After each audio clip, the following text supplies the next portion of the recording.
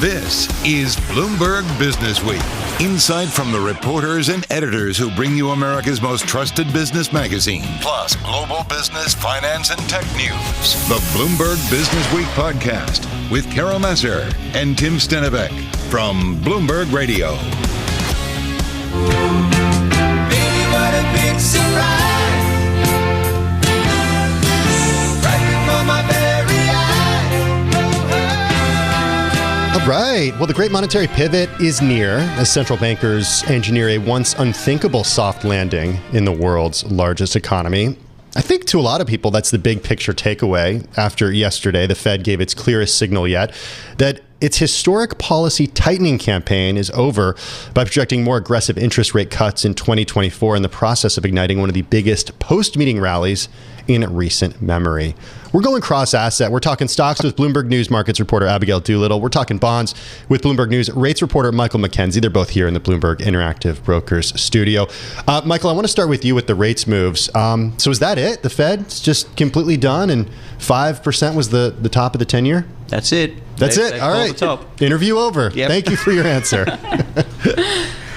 No, I think Waller laid out the game plan, and clearly he's the intellectual force driving this Federal Reserve. And I think there were a couple of times yesterday when journalists were asking Chairman Fed Jerome Powell whether, giving him an opportunity to walk back and sort of say, hey, markets run too far.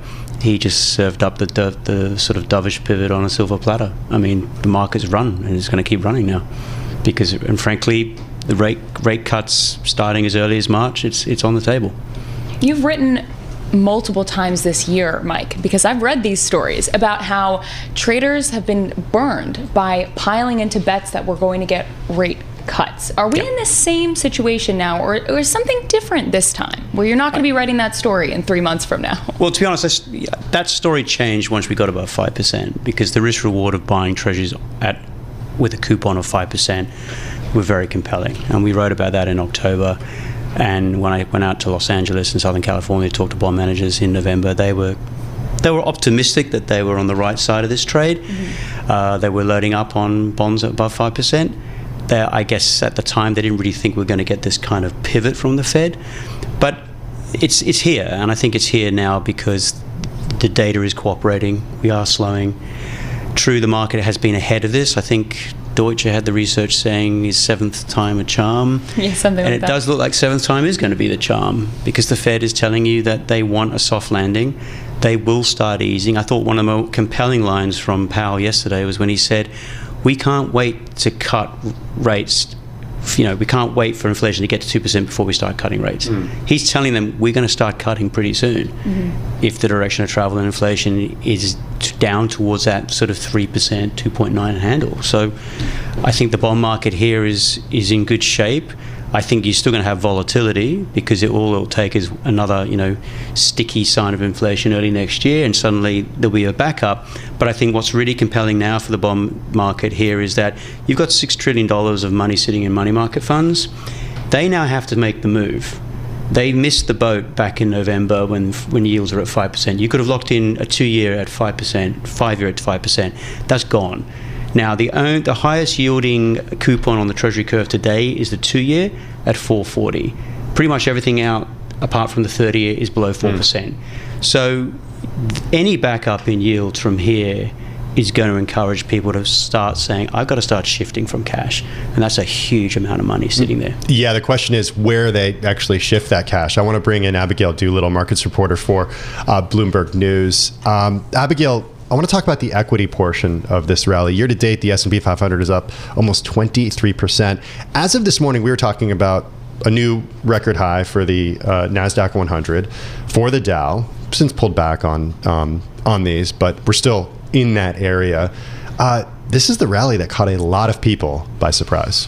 It is indeed. I'm one of them, truthfully, and I've done... You and me both, friend. From a charting perspective, the markets had been charting tactically almost perfectly for nearly 2 years, just in terms of the various moves. And when the market started to rally at the beginning of November. The charts did reflect that, but for me at least, it was really hard to believe it because Fed Chair Jay Powell had been signaling that the Fed was going to stay higher for longer. And even just less than 2 weeks ago, that was still his message. You could make the case that there's two Powells. Now, it's interesting what you're talking about, Tom, in terms of Waller being the intellectual heft and Powell decided to go along with him, or maybe that was the plan all along. We just don't know what their, I don't want to say trickery is, but their strategy is what I'll say.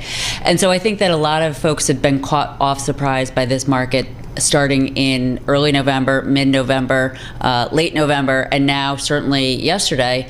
Now, what makes it very interesting is, so the small cap index is still up 2.6%. You have the NASDAQ 100 now down 0.25%, and earlier today it was almost down closer to 1%. So a little bit of a hangover from all of the moving to the upside.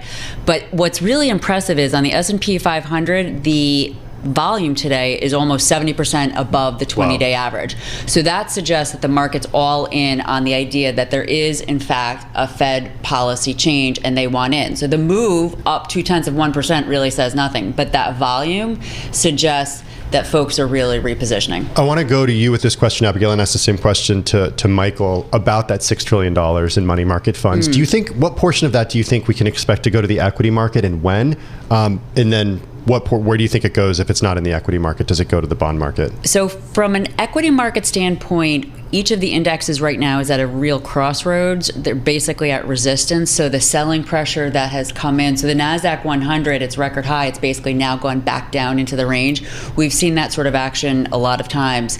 It's going to be interesting to see whether or not that money does go into equities to push it higher, or more interested in the Fed. If you can trade with the Fed, I mean, it's stocks too, but the bonds, you're trading in the safest asset class in the world. You know that you're backed by the biggest balance sheet in the world. Why not go there? Whereas stocks, there's some risk. Right now, 1 month correlations are higher. The VIX is lower. That's a fancy way of saying that the volatiles suggest that in 2 to 4 weeks, equities could be a little bit dicey because everybody's trying to move from the Magnificent Seven into other sectors. But the problem is the Magnificent Seven, that's 50% of the NASDAQ 100.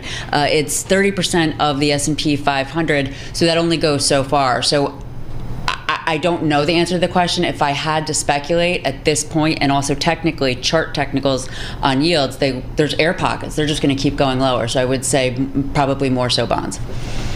Mike, what did you think of Powell's categorization of the loosening in financial conditions? Because he didn't push back on them at all. And I'm curious, what you think he's thinking right now to look at the market action right now. I think and the other members of the FOMC have discovered that once you introduce financial conditions, it's best just to stay quiet and move away from that. I think it was an error to do that at the last meeting. They've really set themselves in a bit of a trap, and a lot of people have talked about this, even when they did introduce financial conditions as helping them restrict the economy back in November. There were plenty of people in the bond market saying, why are they doing this? And I think he just dodged the question yesterday. He just, I can understand why they did it at the time, but I think it's just too much information from the Fed, and you can't really. Financial conditions. The classic financial conditioning tightening we've already seen in the mortgage market. But if you look at the MBA weekly data, people are still trying to get mortgages. At the end of the day, whether you pay 7%, 8%, it's a 30-year rate. At some point you're going to be able to refinance much, much lower. And people who buy houses are buying houses with very much a long-term perspective. And you think about the economy, the number of people who are buying homes is relatively small, even though it has a big impact on the economy, because then they go out and buy couches and they, redo the homes and stuff like that. But I think that's one of the reasons why we heard from Jay Powell over the last year that there have been a lot of Americans who are shielded from those higher mortgage rates because they've locked in those smaller mortgage rates. Abigail, just in the last 30 seconds, what derails this rally? That's a great question. I think just maybe too far, too fast. And also, there are a lot of people like me who are very surprised by Fed Chair Jay Powell's sudden pivot. To the best of my memory, it's the fastest since December, January of 2018. I think that there's a sentiment out there that wants stocks to go down. Whether or not that works or not, I don't know. But I would say too far, too fast. I mean, the NASDAQ 100 this year, in the first half, it was up 40%. It was the most ever. By through physics, parabolic uptrends can't last. They have to at least consolidate. Yeah, it's pretty remarkable moves, both in the equity market and in the bond market. A big thank you to both of you for joining us for this roundtable. It's Bloomberg News Markets reporter Abigail Doolittle and Bloomberg News rates reporter Michael MacKenzie, both here in the Bloomberg Interactive Brokers studio. Emily Graffeo and I are just getting started on this Thursday afternoon. It's Bloomberg Businessweek.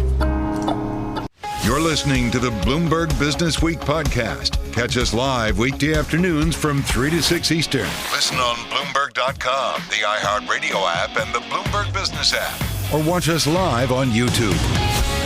Okay, Emily, you've had some time to think about this, okay? Don't look at the notes. Pop quiz. Where do you think the majority of U.S. electricity comes from? Fossil fuels. Ding, ding, ding. You're right. Okay, you win. So about 60.4% comes from fossil fuels. So natural gas, coal, petroleum. You said solar before, that it wasn't. You were right about that. 21% comes from renewables. So wind, solar, hydropower. So here we are at more than 80%. The rest, well, that comes from nuclear energy, which has remained stagnant over the last decade at about 19%. This, by the way, is all according to the U.S. Energy Information Administration. But our next guests, along with many others, argue that in order to reach net zero goals, governments have to go nuclear. Maria Korsnick is CEO of the Nuclear Energy Institute. It's a nuclear industry trade association that advocates for more nuclear power generation. She joins us on Zoom from Washington, D.C. Maria, how are you? I'm doing great, thanks. Good to hear you. Good to talk to you, and you're in luck because both Emily and I love talking on nuclear energy here. Why do you think, I want to go in so many different directions, but I want to talk to you about the challenges of nuclear energy. When people say they know it's going to take nuclear energy for us to get to net zero, they also say, well, we also know that it takes so long and it's so expensive to build nuclear power plants here in the U.S. What would you say to that? I'd say you have to look at the value of nuclear, quite frankly, right? It's that 724 around the clock. Not only is it carbon free, it's highly reliable. And I think we don't talk as much about the value that you're getting. These power plants are built not for 40 years, not for 60 years, 80 years, 100 years. And so you really have to look at the complete picture that you get when you build nuclear. Yes, they're large projects. Yes, they're going to cost in order to make that happen. But the value that they bring to the system is really incredible. And again, I think we just need to shift a little bit more to the value conversation. So you were at COP28. Can you give us a sense of the narrative around nuclear energy? Was the consensus that this is green energy? Like, how were people actually talking about this form of energy? Absolutely. In fact, some are coining this the nuclear COP. And I've been to the last few COPs, and I would just describe nuclear as a little bit trying to get a seat at the table, trying to create some conversation.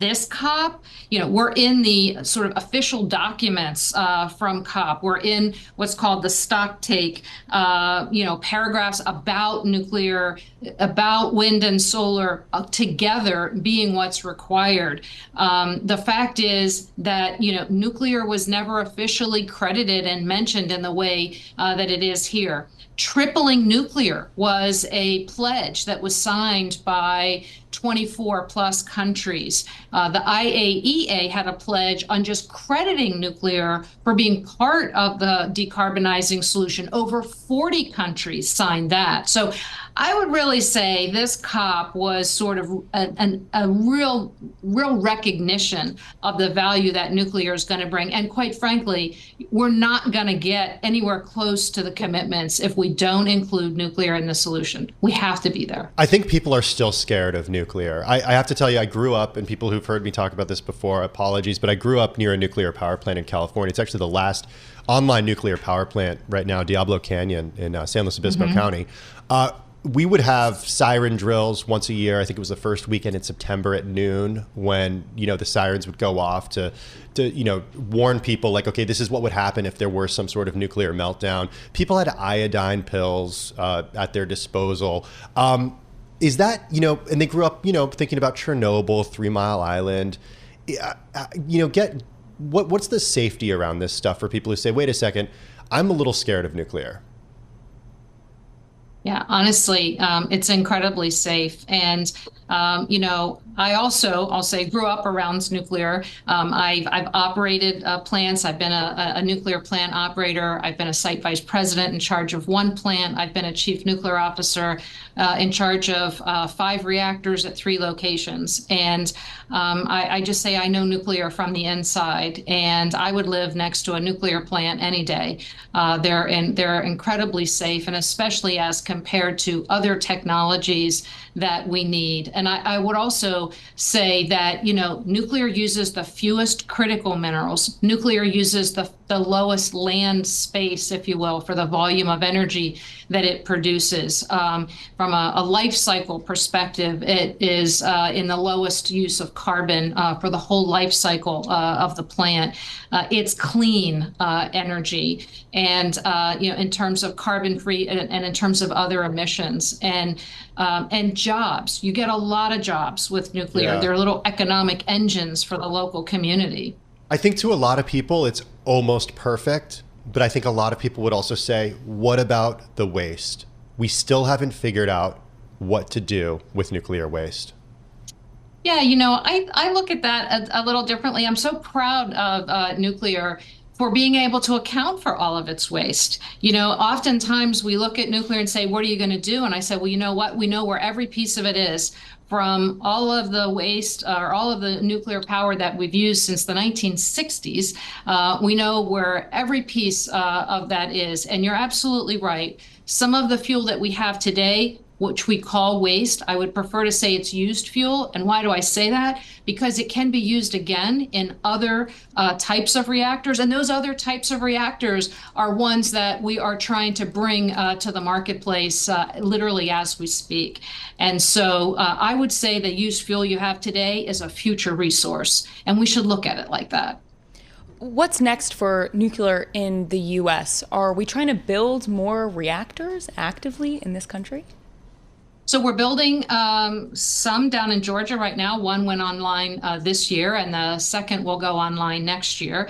And what we're in the process of doing right now, if you could imagine an innovation pipeline, chock-a-block full of different designs, and that is coming out over the next 5, 10, 15 years. And these are partnerships between our national labs and private companies, and very much one beautiful, quite frankly, innovation here in the United States. And I'll tell you, nuclear is not just being talked about in the United States. It's being talked about around the world. We just talked about COP, but many other countries right now are looking to expand nuclear, and they're looking at the United States to help them. So what we need to be doing here in the United States is bringing some of these innovations and getting them built so that these other countries can have a chance to see them and then choose which design they want built in their country. At COP, Poland, for example, said, we already have 6 sites. At each site, we want 4 small modular reactors. We're teaming with a U.S. company. We want to put 24 in place.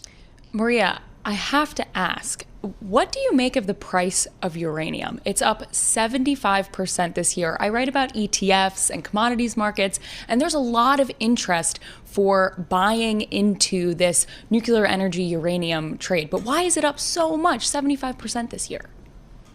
Well, a couple of things. For one thing, I think that's an indication that people are bullish, if you will, as they look ahead for nuclear. And I think also we're looking very much at ensuring that we have a solid and stable fuel supply as we move forward. You've seen that we want to invest in the U.S. fuel supply here so that we have not only the mining, but also conversion and enrichment services available to this industry so that we have a solid supply as we move forward. And so I think a lot of that has put attention on the front end of this fuel supply, and I think that's causing some of that price increase. Well, it's really interesting stuff. As I mentioned, Emily and I both love talking nuclear, so we really appreciate you taking the time and joining us this afternoon.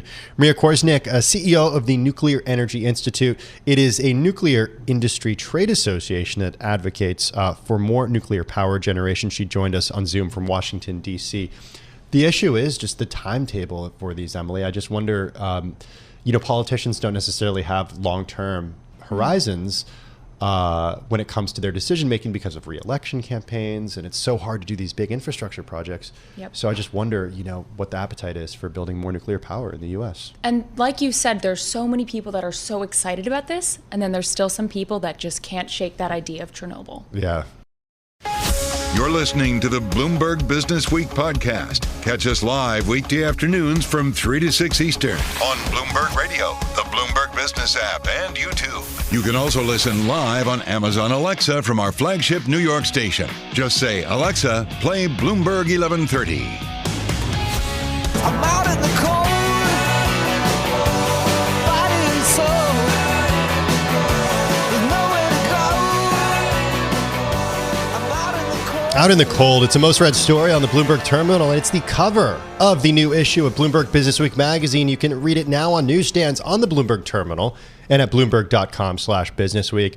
It's a deep dive into the cutthroat world of commodities trading and how individuals can profit at the expense of some of the world's least developed nations.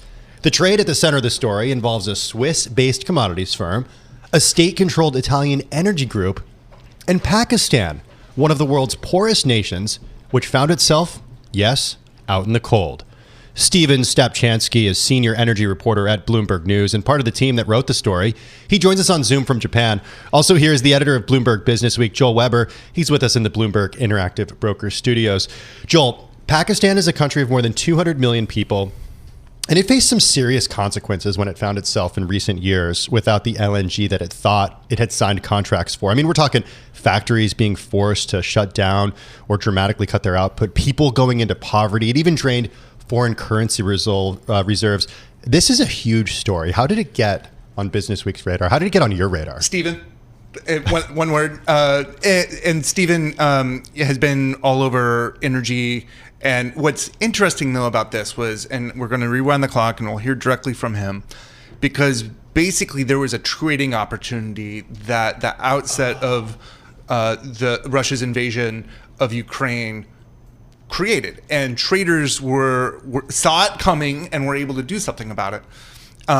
What ultimately we're going to describe here is, I think, a glimpse inside the energy trading world that I think is exceedingly rare, and what Stephen was able to show us, I think, is just an amazing business story. It also speaks to the world's energy resources and how those resources are allocated and how they move around the world.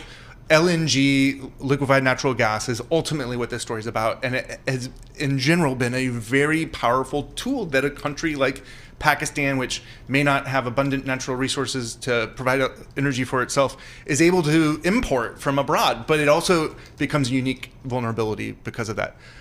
Stephen, let's bring you in. How did this story find you? I mean, I'm an LNG reporter, right? So I'm like the nerdiest nerd. I'm talking to traders every day.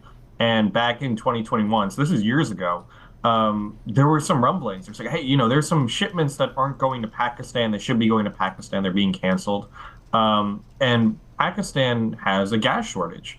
And this was happening in late, 2021, even before the war in Ukraine began, and you could really see the start of the energy crisis. But prices were rising at the end of 2021 to basically, near record levels in Asia and record levels in Europe. And there was this view that, perhaps some of this LNG was being sold into the spot market and not going to Pakistan, because Pakistan's long-term contracts are at a more, set rate that's several times lower than where spot LNG prices are. And so taking the LNG away from the contract and selling into the spot market can be a lucrative arbitrage, and it can also be legally accomplished because the contract terms allow for cancellations. There are terms in there for force majeure if you're having production problems. So all of that kind of came together. And as I was watching what was happening, it was really interesting to also see what was happening on the ground in Pakistan, because they were starting to really curtail gas supply to households, to industries. There was a sort of economic impact. And I was able to, because of the sourcing that I have and the way that I cover the market, almost for every canceled shipment, I would track it one by one and see when Pakistan would come back into the market to buy some replacement LNG to help stop their shortage. They were able to do so sometimes, but at a very high price. And then after the war began, prices got really high in 2022, and Pakistan's credit rating got worse. Suddenly, they weren't able to buy LNG anymore. And I was on the forefront of that story as well. They were failing to purchase any more shipments to replace their gas. They were really struggling. Fertilizer plants were shutting down for months on end, so it was becoming a food issue as well. It was really fascinating to watch, and it's fantastic, Joel, that Businessweek as well had interest in this story, and I could do it in a big way. I'm gonna pat myself on the back there. Stephen, bring us to the beginning of a contract like this, right? Because the other important thing to mention here, despite maybe feeling like a little icky, there's nothing necessarily illegal as far as our reporting shows here, but there was a contract that was signed between these trading firms and Pakistan. So talk to us about what Pakistan thought it was going to get out of this. Yeah, I mean, Pakistan signed a contract that was pretty normal for a developing nation. They signed it back in 2017 at a tender in 2016, which is basically like a public call for offers to supply them LNG for 5 years and 15 years. Gunvor and Eni, the Italian company, supplied the lowest offers for the 5-year and 15-year contracts, respectively. And there was some scrutiny, of course, during the tendering process. But in the end, they signed a contract in 2017 that at the time, in 2017, when there was abundant LNG, when people weren't talking about, record level LNG prices, this was a pretty solid contract because it had terms that said, hey, if you don't deliver our gas, you have to pay a 30% penalty. We get 30% of that money back. And when spot prices are just a smidge over, or maybe a smidge under long-term, LNG rates, that 30% is enough to keep suppliers, sending the LNG to where it's supposed to go. But of course, COVID happened, so prices dropped to a record low. Pakistan even considered scrapping the contracts on those suppliers because it was cheaper to source LNG from the spot market. But then it flipped around when, as we saw, quickly economies bounced back. There was a shortage of gas around the world. And in the terms of the contract, if you pay a 30% penalty, then you can cancel the shipment to Pakistan. And when spot LNG is 4 times higher than the contracted rate, you're paying just a few $1 million versus, what you can make in the spot market, which is upwards of $150 million for a single shipment. So that arbitrage exists, as well force majeures. I mean, the LNG industry using a force majeure to cancel a number of shipments had been seen before. But I think until the market got really tight in 2022, it just wasn't very common because LNG is a smallish industry. It's not like oil, where there are tons of players. LNG is just a handful of suppliers, buyers, and middlemen. So if you burn one buyer, suddenly, you have a smaller pool to sell to. So it was sort of unheard of before 2022 to burn a buyer or a supplier, but that's sort of what happened. So who were these traders that made these fortunes, and how much money are we actually talking about here? Yeah, I mean, so one of them is Gunvor. They're Geneva-based. They're one of the biggest commodity trading houses in the world. They had the contract with Pakistan, and when just the amount of money is large. It's in the hundreds of millions.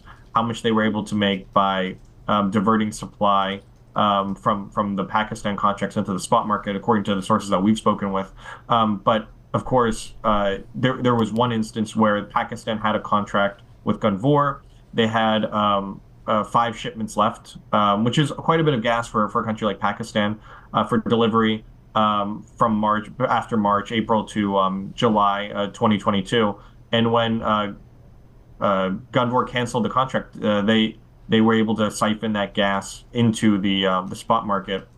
Of course, Gunvor had a dispute over a payment with Pakistan. That's what they used to cancel the contract. But if they sold those 5 shipments to Pakistan, they would have made about $200 million. That's the cost, that's the price that they would have gotten, the revenue.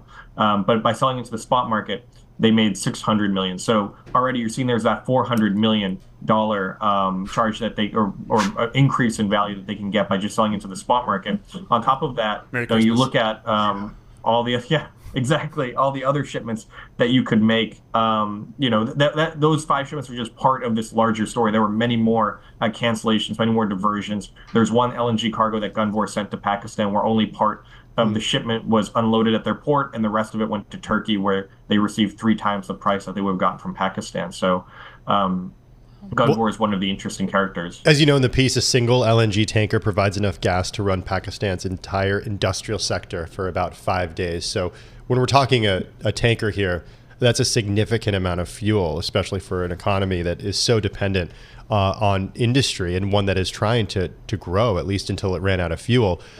Talk a little bit about the implications of a country like Pakistan losing out on a contract like this. Yeah, I mean, it's huge. So Pakistan already has, the whole reason why they're importing LNG is because their domestic gas supplies have been dwindling. They were basically gas rich after the 1950s. They found some really great gas fields, and they built their economy around natural gas. But in the 2000s, early 2010s, they realized that their gas supplies, they weren't producing as much as it would need to, and actually production was beginning to decline. That was partly because of mismanagement, partly because of the fields, kind of deteriorating over time, and then also because they weren't investing enough to keep up with their increase in demand. And so to fill that gap, they said, hey, we'll import LNG, liquefied natural gas, which had become more available in the market in the 2010s. So there's this... Now, losing a shipment, yeah. No, go ahead. So yeah, losing a shipment, suddenly gas isn't going to households. So they're curtailing gas for most of the day. Households only get gas to cook or to heat for sometimes 2 hours for breakfast, 3 hours for lunch, and then 2 hours for dinner. Compared to, the rest of the world where you can, flip a switch and turn on your stove. Industries as well. There are a lot of factories that had to shut down because they weren't getting the gas, or they had to switch to other fuels. They had to use dirtier fuels like diesel to power their plant, or they're rushing to kind of set up a biomass plant, which what I saw was just them burning a bunch of sticks. There is this kind of, I think I called it icky earlier. Obviously capitalism, that we think that they're within the bounds of the law, but I'm curious, just in your reporting, was there any sort of moral compass that you ran across in anyone here, or was it just dollars and cents and this is how it played out? I mean, I think traders in general look at markets in a way that, how can we be as efficient as possible? How can we move these supplies to where, they're needed? And a lot of the time it goes to the highest bidder.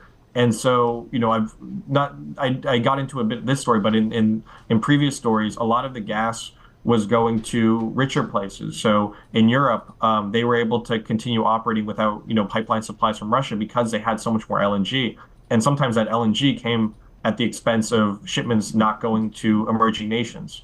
And so I think traders often look at, how can we make sure that these capitalist markets work as efficiently as possible? And they fill that role, right? These traders are doing the job that they're hired to do, and they're working within the contracts and the realm that they have to. Of course, when you talk about ethics and things like that, it's hard for them to, I think, sometimes kind of opine about it, because at the end of the day, they have a job to do. They're under pressure to do that job, and they're there to do it. And what's interesting is when we talk to people in Pakistan, they don't really blame the traders that much. They say, hey, these are the contracts that we signed. We didn't sign a good one, and people are going to try to make money. That's the way it goes. And we have a quote in the story like that. And so where does that leave Pakistan as we head toward yet another winter here? Yeah, I mean, they're not in a great spot. Now, they were able to resume buying LNG from the spot market. Of course, LNG spot prices have dropped significantly from last year. The energy crisis has eased a bit, but they're still buying LNG at a very high price. They still have a gas shortage. There is still gas curtailed to households. And as it gets colder, yes, not all of Pakistan gets cold in the winter, but there are parts of the country that can get quite frigid. Demand will go up, and they're going to have shortages. They might have to curtail more gas to households. They might have to curtail more gas to factories and industries, and they might have to try to buy more LNG from the spot market, which again is very expensive for them compared to their long-term contracts, will add to their debt and cause more problems, especially as they're entering an election year next year. Well, it is a fantastic story. It's the cover of Bloomberg Businessweek this week. You can check it out on the Bloomberg terminal at Bloomberg.com and, of course, on newsstands right now. A big thank you to Steven Stapczynski, senior energy reporter at Bloomberg News, joining us just now on Zoom from Japan. Also, the editor of Bloomberg Businessweek, Joel Weber, here in our Bloomberg Interactive Brokers studios. This is Bloomberg Businessweek. I'm driving in my car. I turn on the radio. How about you let me drive? Oh, no. Who's gonna drive you home? Honey, please, I'll do the driving. Drive on. Excuse me, I want to drive. It's the question that drives us. This is the Drive to the Close That funky music will drive us till the dawn. on Bloomberg Radio. Well, here we go. As we just heard from Bill Maloney, choppy session, but we are broadly in the green, at least on the Dow Jones, up 0.3%. We just heard the numbers from Charlie, too. The S&P up more than 0.1%. The NASDAQ composite up 0.07% right now. Let's get to the drive to the close. We got with us Andrew Krei, the Co-CIO of Crescent Grove Advisors. He's here with us in the Bloomberg Interactive Brokers studio. I want to start with fixed income with you, because what these moves that we are seeing when it comes to, especially, the 10-year, given that roughly a month ago we were at 5% on the 10-year, now we're, sub 4%.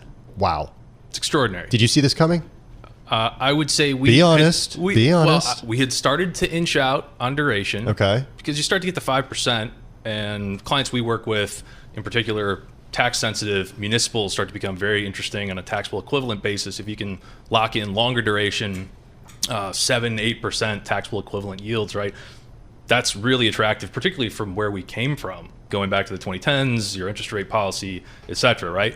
So we'd started to inch out, but we weren't fully there, right? I mean, we weren't full up on duration, and I think this move has just been so dramatic. And now the bond math gets pretty interesting at this point, in the sense that your cash rate, 5.5, or 5.3, whatever you want to pick your number, money market fund type rate, relative to going in today, at least, a brand new dollar going to work at 3.9% in the 10-year, you're really expecting some additional price appreciation to make up that gap, or pretty significant rate cuts, which is perhaps where the market is headed at this point in terms of thinking about Fed policy, the 6 cuts now being priced in 2024. I mean, where do Treasury yields even go from here? It was interesting. I was talking to a number of colleagues, and we were looking at outlooks. And some outlooks said, by the end of 2024, we'll see the 10-year at 4%. And that move has already been done in just 24 hours. So what's next? What are we actually going to see in 2024? Yeah, the poor folks that have to go back and rewrite all these outlooks at this point because of what's happened within the rates market, within equities now at price targets that people were talking about 12 months out. Again, extraordinary moves that we've seen now over the course of the last couple days, let alone the last sort of 6 to 8 week period. Look, I think we've probably come a little bit too far too fast. That's our view. Just if you look at 6 rate cuts for next year and sort of how that feeds into the 10-year pricing and the overall sort of soft landing thesis that people are really that's underpinning that move, we just tend to think that it's going to be a little bit choppier than that. And there's a great piece this morning from one of your colleagues, Cameron Kreis, talking about the Fed cutting because they think they can, as opposed to because they have to in this environment. They feel like they've got scope to take down rates because they're seeing the soft landing play out. When they do that, I tend to think a more incrementalist approach is warranted, as opposed to being so dramatic. The flip side of what we saw perhaps going into the rate hiking cycle, where they felt like they really had to catch up. They were behind the curve. So I don't think they feel like they're forced into a position where the economy is really deteriorating at this point. They're going to have to take big chunky moves in an accelerated fashion. If that's the case, then why not play it out a little bit more slowly, a little bit more gradually? So we tend to think 6 is too many. Probably 3 that the Fed is talking about is more appropriate in terms of expectations. So when you say that you think we've come too far too fast, are you referring specifically to rate cut expectations? Are you referring to what we see in the bond market right now? Are you referring to just this rally that we've seen over the last 7 weeks in the equity market? I would say all the above. Okay. Yeah. Just in terms of the move, the dramatic amount of sort of repricing that we've seen across the curve, really, but in particular the 10-year, if you want to point to that, as being, again, an extraordinary, keep coming back to that word, move that we've seen, the rate cut expectations that we're seeing next year, and then the repricing of equities sort of alongside that. that rubber band's being stretched pretty far at this point, we think, and ultimately, you come back, it's a supply and demand game. At some point, the incremental buyer just sort of peters out, right? We've seen such a rapid move off the lows 8 weeks ago, roughly speaking. We just think that probably a little bit of a breather is warranted in that scenario. What about for stocks? Do you think the Fed put is back? It certainly seems like they've tilted the balance towards being a little bit more accommodative going forward, or they're willing to step in, right, if they start to see a little bit of economic deterioration. Clearly, they're still keyed in on inflation, but they've changed the balance. They've changed the narrative at this point.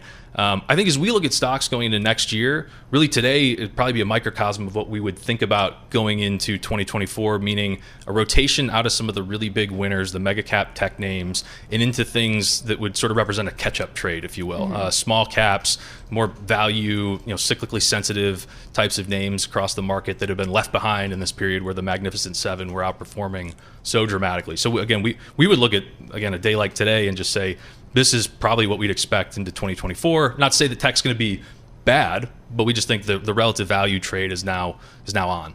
If one of your clients missed out on this rally, maybe they were hesitant to put money in because they said, wait a second, I'm getting a little nervous that inflation's going to be sticky. And suddenly there's this rip your face off rally over the last 7-8 weeks. What's the opportunity left for them? Well, here's what I would say first and foremost is that the opportunity cost of that is not what it was back in the 2010s, meaning if you're in cash, if you're in short-term fixed income instruments, you're still earning 5 to 6%. If you went out into a little bit of credit, let's say, or short duration, maybe you're even 6 even to 7. money market funds over 5% right now. Right. So I think that for us gives us a little bit of comfort, and you feel like, again, the opportunity cost wasn't what it was in the past. So that's one thing. At this point going forward, if you miss this, we wouldn't necessarily chase it based on everything we've kind of talked about thus far. I don't think we'd be inclined to really jump in. Maybe you start to nibble at some of the things that I talked about that offer more of a relative value story, small caps, non-US. But then when could you see opportunity to get back in?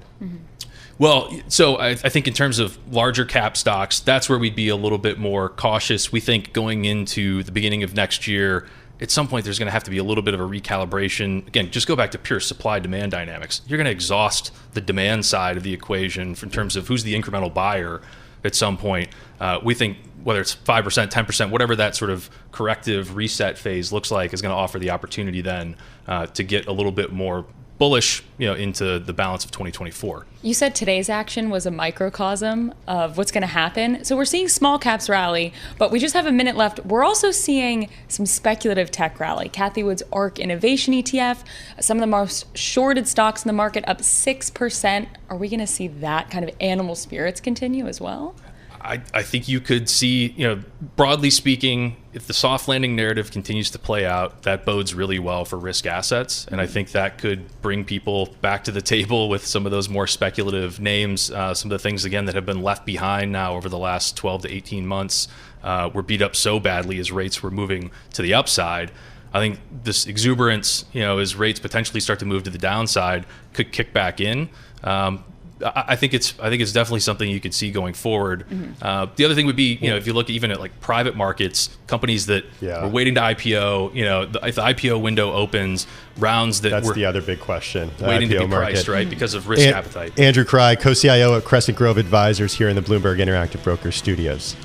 This is the Bloomberg Businessweek podcast, available on Apple, Spotify, and anywhere else you get your podcasts. Listen live weekday afternoons from 3 to 6 Eastern on Bloomberg.com, the iHeartRadio app, TuneIn, and the Bloomberg Business app. You can also watch us live every weekday on YouTube and always on the Bloomberg Terminal.